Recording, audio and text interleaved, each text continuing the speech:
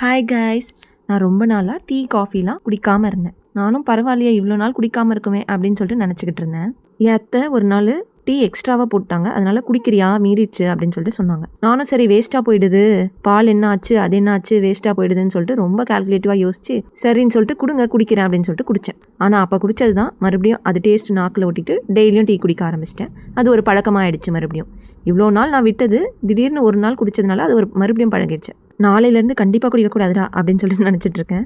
சடனாக நம்மளுக்கு ஒரு சில தாட்ஸ்லாம் வரும்ல, அந்த மாதிரி எனக்கு ஒரு தாட் வந்தது. என் லைஃப்பில் நிறைய நல்ல விஷயங்கள் இருக்குது. அஃப்கோர்ஸ் லைஃப்னால் கெட்ட விஷயங்கள் நம்மளுக்கு பிடிக்காத விஷயங்கள் இருக்க தான் செய்யும். பட் நிறைய நல்ல விஷயங்கள் இருக்குது. அந்த நல்ல விஷயம்லாம் எப்படி நடந்தது அப்படின்னு சொல்லிட்டு யோசிச்சு பார்த்தா அதுக்கு எல்லாத்துக்கும் ஒரு முக்கால்வாசி காரணம் எங்கள் அம்மா அப்பாவாக தான் இருந்திருக்காங்க.